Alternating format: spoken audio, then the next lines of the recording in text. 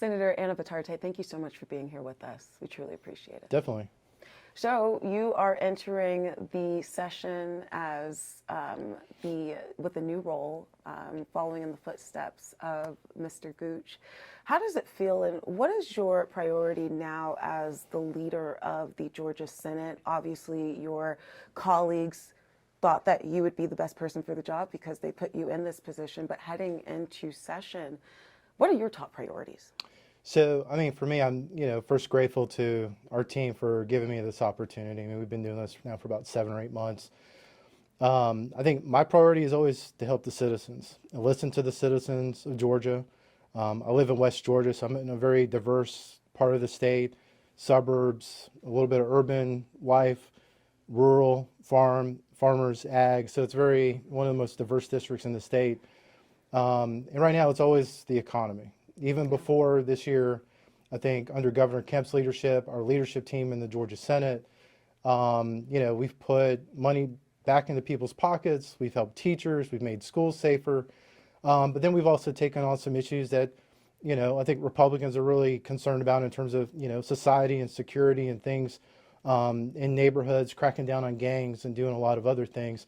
And I'll tell you, as somebody who's born and raised in Atlanta, grew up in Doraville, who dealt with gangs on a regular basis, working with John King when he was the police chief in Doraville. We've seen that kind of exacerbated over the last several years in terms of kind of the global phenomenon that we see on Georgia, and in particular Atlanta being the international city that it's been since 1996. So, our top priority is making sure Georgians can afford basic necessities. They can, put food on the table, pay for childcare, and be able to live their life. And I think subscribe to, the American dream that they want to live every single day with their families. I want to hit on that affordability issue. It's something that we are hearing day in, day out from people on the ground to politicians.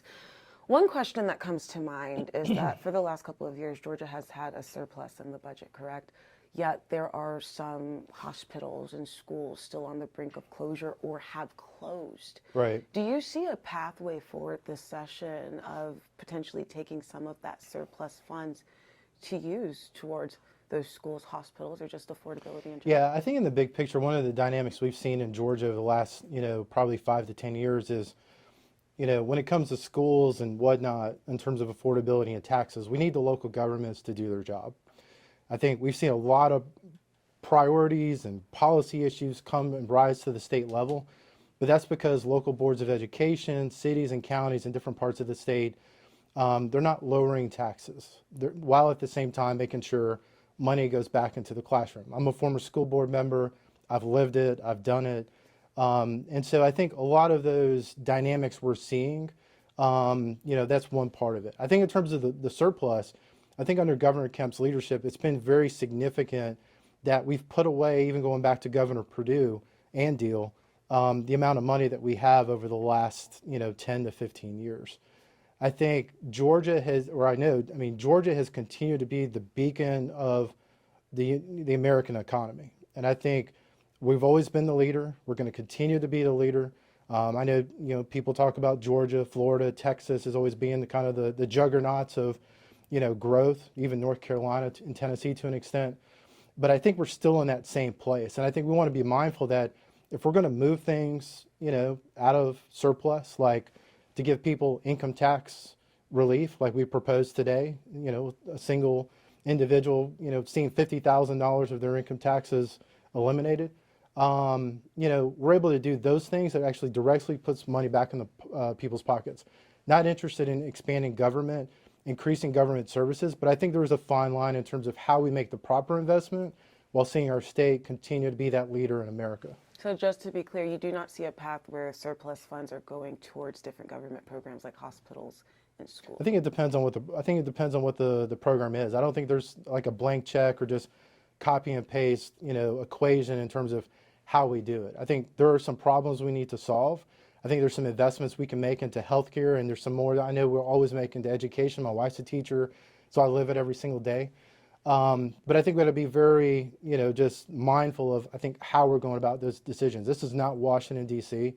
And I think we continue to set that example, and we're going to continue to set that example. And I think DC, at least under the Trump administration, has said that he wants to put a lot more power back to the states in this role. I mean, that power, you are going to see it firsthand benefiting Georgians. Go ahead. No, I was just going to say, yeah, I mean, we talk about it every day. I mean, Congress is broken. I mean, they can't even change, you know, the time zone question in terms of, you know, daylight savings time.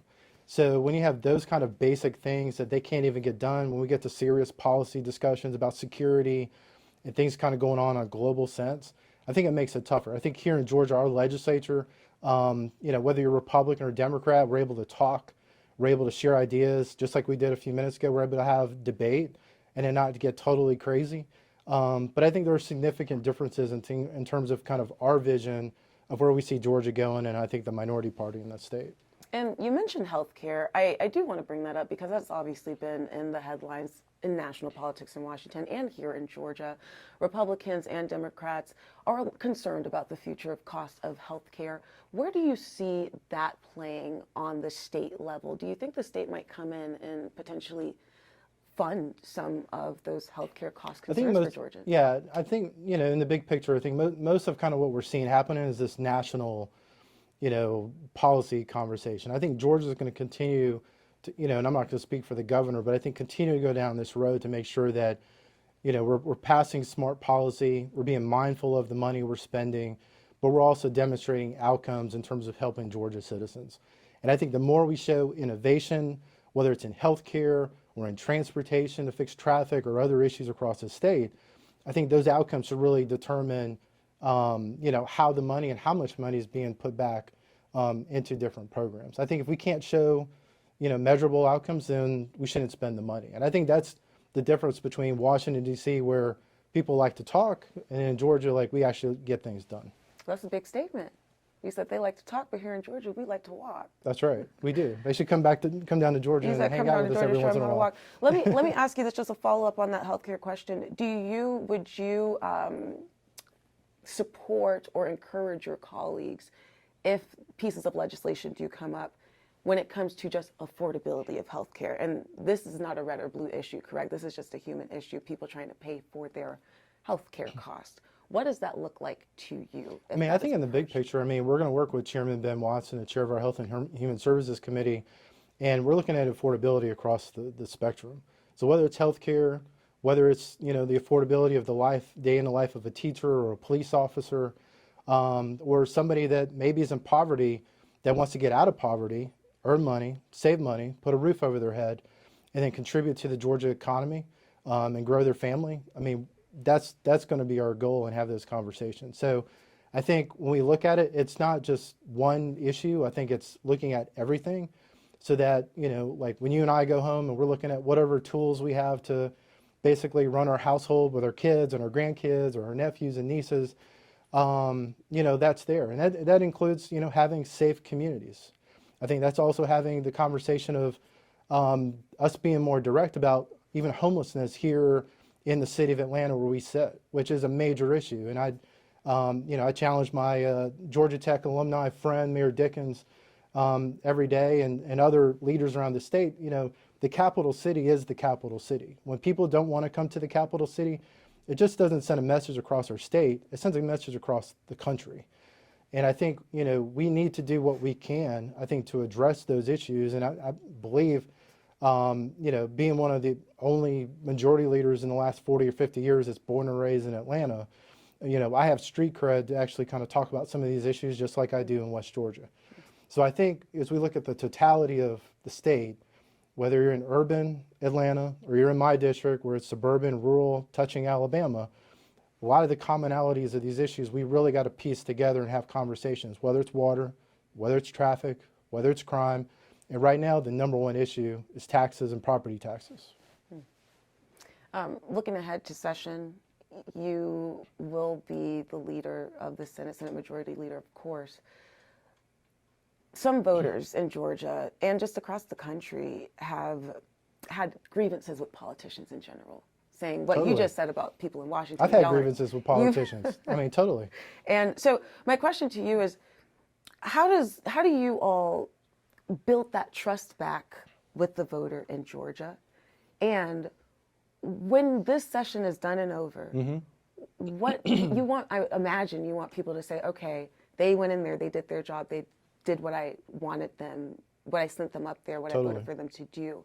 How can you all do that and rebuild that trust? So when I was elected in 2020, probably one of the most difficult elections people have, participated in probably modern Georgia history, I ran as an outsider and basically running to say, hey, the citizens need a voice. And ever since I've got elected in 2020 to this day, I do what the citizens want. I'm not here for the popular political cliques. I'm not here to do what people just think, gets the headlines or what's going to end up on your, the headlines story on the 6 o'clock news tonight.